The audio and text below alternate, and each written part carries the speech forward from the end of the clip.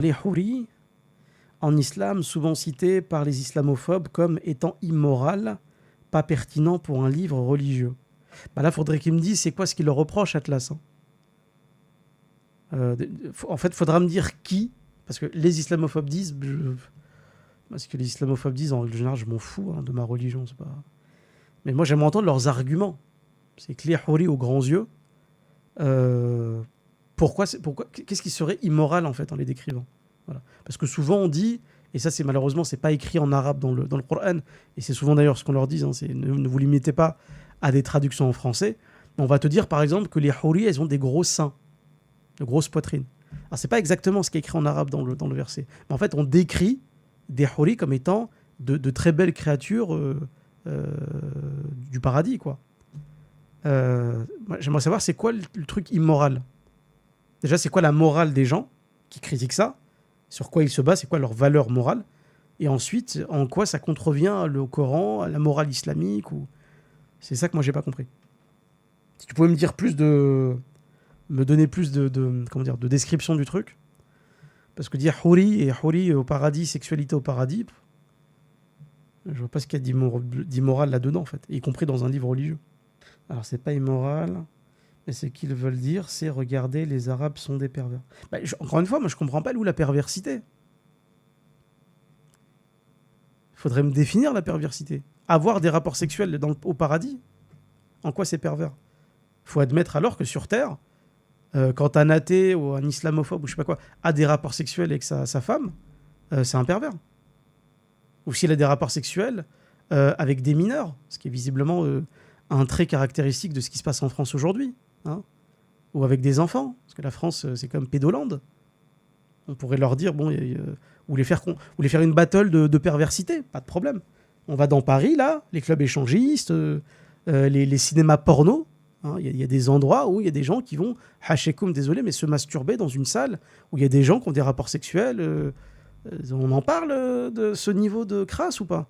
Moi, dans Paris, on a vu des défilés LGBT où tu as des gens qui avaient des combinaisons en latex, en cuir sexuel, qui se mettaient à quatre pattes et qui simulaient le fait d'être des chiens. On en parle un peu de cette perversité ou pas, là? Moi, quand quelqu'un me dit « Ouais, mais dans votre paradis, il y a de la sexualité. » Ouais, et quoi? Elle est où, la perversité? Ouais, mais au paradis, il y a des femmes qui seront vierges éternellement et, encore une fois, elle est où, la perversité? Vous voyez ce que je veux dire ou pas? Et puis c'est quoi qui vous... Après la crasse qu'il y a chez vous, là, aujourd'hui, maintenant, c'est quoi le degré... C'est quoi la définition de la perversité chez vous, en fait? parce que moi, la crasse que je vois en France, chez les libéraux athées et tout, elle a aucune commune mesure ailleurs. Aucune. Est-ce que tu comprends?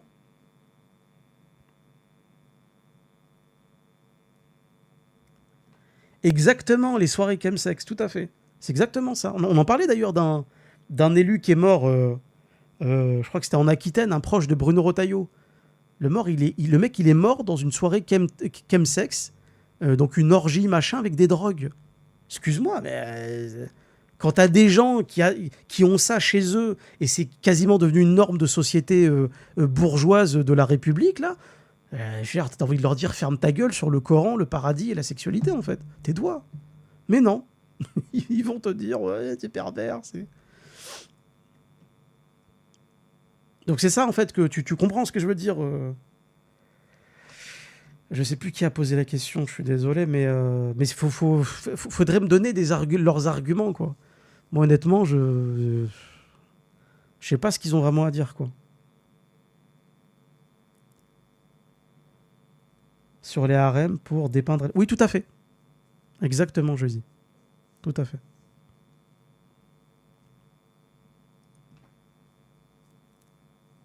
Donc voilà. Voilà. Moi, je défie quiconque de comparer la perversité islamique, et je mets de gros guillemets, hein, parce que... Et on va comparer juste la perversité qu'il y a dans leurs normes sociales, civilisationnelles, en Occident. Et puis je vous jure qu'on va se marrer. On va vraiment se marrer. Mais genre vraiment. Et croyez-moi qu'ils vont arrêter d'en parler tout de suite après. Mais ça, c'est un truc qu'on fait pas, en fait. Vous voyez, cette démarche-là, on la fait pas. Parce que nous, les musulmans, On n'est pas, comme dirait l'autre, on n'est pas les Torquemada des braguettes, en fait. On n'est pas là derrière les gens à suivre leur sexualité, ou on n'en a rien à foutre, en fait. Par contre, tu as des islamophobes qui se permettent de dire ouais, la sexualité en islam, là, là, c'est... Eh, mec, on va s'éclater avec vous. On va s'éclater. On va regarder ce que vous faites, et puis on va s'éclater. On va rigoler un peu. Mais on est gentil, en fait. Je vous jure, on est trop gentil. On paye notre gentillesse. Donc ouais, on va peut-être être amené à répéter régulièrement et à montrer la crasse qu'il y a chez eux pour bien leur faire comprendre que ils vont repasser pour parler après de l'islam et critiquer l'islam. Vous voyez ? Donc voilà. Sujet suivant. Ce que tu dis, Mahdi, Dis-moi, Aïssa. ça me rappelle certains qui disent ouais, mais il y a des femmes, sous leur burqa, elles sont en string. Oui, il y a même des gens qui sont nus sous leurs vêtements, en fait. Ça existe. Non, oui. Ouais, Mais tu sais, ça c'est un autre truc qui les dérange. C'est l'islam est une religion complète et le Coran est un livre complet. D'accord, les hadiths sont complets et ça parle de tous les sujets de la vie. Donc oui, il y a des textes dans l'islam sur la sexualité, il y a des textes dans l'islam sur la guerre, etc., etc. Allez demander aux chrétiens de vous parler de comment ils doivent faire la guerre selon leur religion ou les histoires de sexe. Il n'y a pas, ou c'est des trucs qui ont été inventés par les pères de l'Église. Et alors là, eux, ils sont plutôt dans l'extrême inverse. Hein. C'est-à-dire que vous avez des théologiens chrétiens qui vous disent un homme et une femme doivent avoir des rapports uniquement dans le noir, uniquement pour procréer, et si possible sans éprouver de plaisir. D'accord, ça va être compliqué. Et vraiment, il y a chez ces gens-là un vrai problème par rapport à ce qu'ils appellent le péché de chair, c'est-à-dire par rapport au sexe. Et ils ont un problème même par rapport au sexe entre un homme et sa femme qui sont mariés. C'est un vrai problème. Le célibat des prêtres, déjà, ça a été un gros problème. Hein. Le célibat des prêtres, c'est pas biblique. On voit que ça donnait des comportements déviants. Quand on empêche un homme, vous savez que c'est un besoin physiologique. Hein, la sexualité, c'est quelque chose qui est instinctif et qui doit être... Ça fait partie des besoins à soulager, si vous voulez. Donc un homme qui va faire vœu de chasteté parce qu'il va devenir prêtre et que les prêtres n'ont pas le droit d'avoir d'épouse, on voit les déviances que ça a donné, quoi. Des prêtres qui, lorsqu'ils sont en train de donner des cours à des enfants de catéchisme, se disent tiens, je vais peut-être en toucher un ou deux. Ça a donné des déviances terribles, quoi. Donc ouais, ils sont pas aptes à donner leur avis sur la sexualité, tant, comme tu l'as dit, Aïssa, ils ont diabolisé leur propre sexualité, qu'ils ont défini un paradis céleste d'ailleurs, qui est uniquement spirituel et presque immatériel, et donc pas de sexualité au paradis. Il y a vraiment un côté, ouais, c'est toujours ceux qui veulent critiquer l'islam, qui sont toujours les moins bien lotis en ce qui concerne la sexualité ou autre chose, en fait. Donc ouais, moi, si aujourd'hui j'étais chrétien, la sexualité, je la ramènerais pas trop, quoi. D'accord ? Et au passage, le monde musulman, lui, il n'a pas de problème de sexualité, au sens littéral. C'est-à-dire que si vous regardez le taux démographique des pays musulmans, ils crèvent le plafond. On crève le plafond. L'Algérie, par exemple, le Maroc, la Tunisie, ce sont des pays qui ont une population extrêmement jeune. Pour toutes les personnes qui connaissent un tant soit peu ce que c'est que la démographie et l'importance de la démographie, une population jeune, c'est-à-dire une population qui compte beaucoup d'enfants, d'adolescents, de jeunes hommes, de jeunes femmes, c'est une population en bonne santé. En fait, c'est une population dont l'avenir est assuré. La France, aujourd'hui, là je parle des blancs, entre guillemets, chrétiens ou non pratiquants ou même athées, ils font plus de gosses. Au point où l'avenir démographique de la France, tous les démographes le disent en France, hein, l'avenir démographique de la France, elle tient en grande partie aux populations françaises d'origine immigrée, qui, eux, n'ont pas fait la bêtise, par exemple, de limiter l'acte sexuel à un acte de consommation de jouisseurs, de jouisseurs dans l'instant, là, et à la fin de se débarrasser de leur partenaire. Vous voyez, les expressions du style un coup d'un soir, etc. Il y a des gens aujourd'hui qui, quand ils voient une femme, ils voient un homme, ils se dragouillent là pendant quelques temps, ils ont leur rapport sexuel, et après ils se disent au revoir. Et ils font pas de gosses. Ils ne préparent pas l'avenir de la nation. Ils ne régénèrent pas leur peuple. Mais en plus de ça, ils ont même fait passer des lois, comme la loi Veil, pour légaliser l'avortement de masse. En 2024, Je crois que le pic en 2023 ou 2024, c'était 250 000 fœtus qui ont été tués. Est-ce que vous vous rendez compte? Un Pardon? tiers des femmes enceintes ont avorté. Un tiers. C'est un délire. Un tiers. Ouais, Oui. ouais, du coup, c'est un génocide de bébés, quoi. Exactement. Et ces mêmes Oui, personnes, ils vont nous dire à nous, on a un problème avec la sexualité. Ah ouais. Nous, nos familles, bon, même si ça se fait de moins en moins parce que en France, la situation est particulière, mais en règle générale, les pays musulmans, ils font 3, 4, 5, 6 enfants. Genre tranquille. Là où en Occident, un couple blanc, athée ou chrétien, ils font 1, 2 enfants grand max. Et encore, quand ils décident d'en faire. mais il y a des chiffres non officiels qui circulent un peu, qui disent que les Blancs en France ont à peu près 1,2, 1,5 enfants par femme, quelque chose comme ça. Les Maghrébins, on est plutôt à 2,5, et les gens originaires d'Afrique noire, c'est 5 enfants par femme. Hein. C'est eux qui ont vraiment une grosse natalité. Mais attention, hein, ce sont ces populations maghrébines du Moyen-Âge et africaines qui ont un problème de sexualité. Ils ont tellement un problème de sexualité que comment dire, le maintien en vie en fait de ce pays en termes démographiques, bah, il tient sur eux, ceux qui font encore des gosses. Bon. Mais d'ailleurs, Simone Veil à l'Assemblée nationale, il faut écouter son discours quand elle militait pour la loi sur l'avortement, où elle disait un avortement, c'est toujours un drame, ça ne deviendra jamais quelque chose de normal et tout. Aujourd'hui, c'est normal, c'est présenté comme un moyen de contraception normal.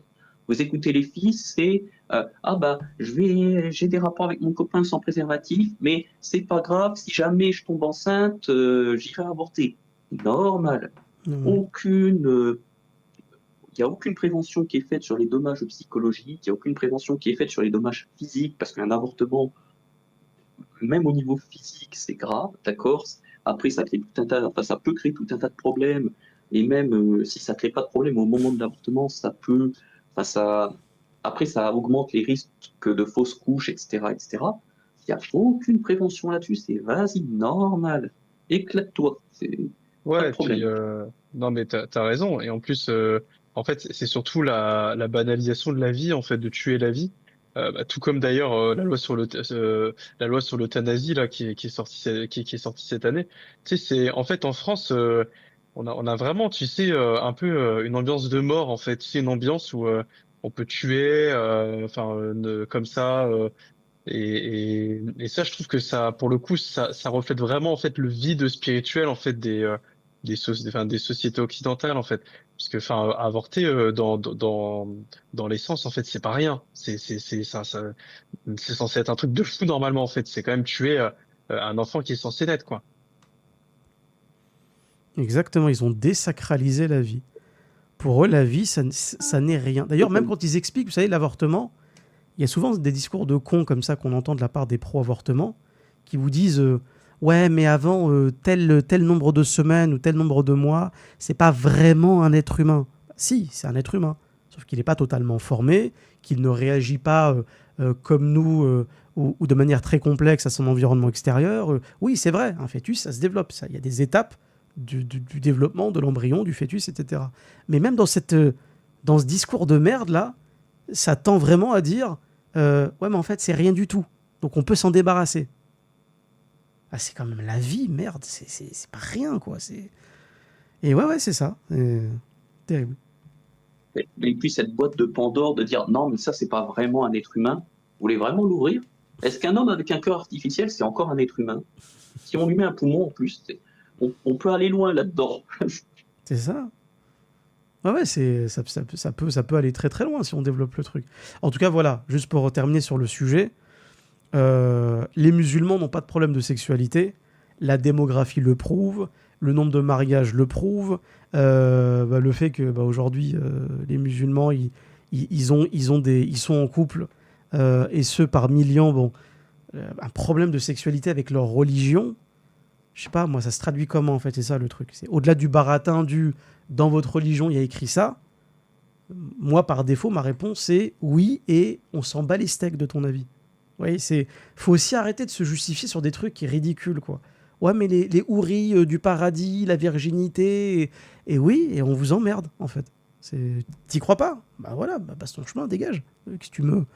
Pourquoi tu essaies de me prouver que c'est immoral selon ton code de valeur, et même quand tu essaies de le prouver, tu n'y arrives pas en plus? Pour moi, c'est des non-sujets, quoi. Franchement, c'est vraiment des non-sujets. Et de toute manière, ils vont vous critiquer sur les houris du paradis, puis après, ça va être sur la viande halal, après, ça va être sur le mariage de Aïcha, puis quand ce ne sera pas le mariage de Aïcha, c'est la prière, quand c'est plus la prière, c'est le hijab, c'est le... Ouais, en fait, n'importe quel sujet prétexte à la con te donne une discussion, un débat pour essayer de te justifier, ou on s'en bat les steaks. Franchement, je m'en fous. Voilà. Donc, ayez aussi cette posture une fois de temps en temps, pas tout le temps, hein, quand quelqu'un a vraiment une question à poser sur un truc qui s'estime être dérangeant, parfois il faut entamer la discussion, expliquer, au moins expliquer un point de vue, qui plaise ou qui plaise pas, au moins vous l'expliquez. Mais il faut aussi arrêter de toujours prendre des réflexions d'islamophobes, et ça je le dis même aux gens qui proposent des sujets, parce que les réflexions d'islamophobes, c'est pas forcément des sujets, c'est juste des réflexions de merde, il faut aussi les classer comme il se doit, et vous n'avez pas forcément besoin de vous arrêter tout le temps à ce genre de réflexion, quoi. Parce qu'à chaque fois, ils changent de sujet. Vous les bloquez sur un sujet, ils vont dans un autre. Vous les bloquez sur le Coran, ils vont sur le prophète Mohammed. Vous parlez du prophète Mohammed, ils vont vous parler des califes. Ils vont parler des califes, après ils vont parler des hadiths. Et après, tu commences à comprendre qu'en fait, ils s'en foutent des reproches. Ce qu'ils veulent, c'est juste vous reprocher des trucs. Et c'est ce qui caractérise malheureusement la posture et le discours des islamophobes. C'est que peu importe ce qu'ils vont vous dire, rien ne va dans l'islam. Et les plus honnêtes d'entre eux, ce qu'ils veulent, c'est juste vous dire, en fait, l'islam, c'est une religion qui m'emmerde et je veux pas la voir en France. Ah bah voilà. Enfin, tu le dis. Voilà, l'abattage rituel, le voile, les houris, en fait, tu t'en fiches. Ton problème, c'est que l'islam soit en France.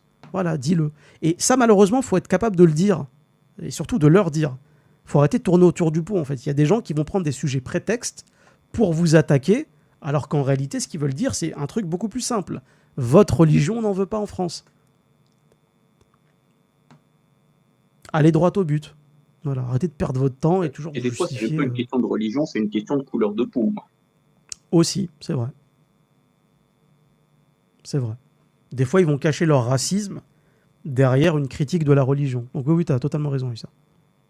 Oui, mais ça, c'est le grand tournant qui a été pris par l'extrême droite française, qui a compris qu'en fait, si on parlait de couleur de peau, c'était raciste et donc c'était condamnable. En revanche, si on parle de culture, si on parle de religion, ah ben là, il n'y a plus de problème. Là, on peut dire ce qu'on veut, c'est la libre critique de la religion, etc. Et en fait, ils disent exactement les mêmes choses, c'est juste qu'au lieu de dire arabe, ils disent musulman. Mais c'est exactement les mêmes attaques. C'est ça. Exactement ça.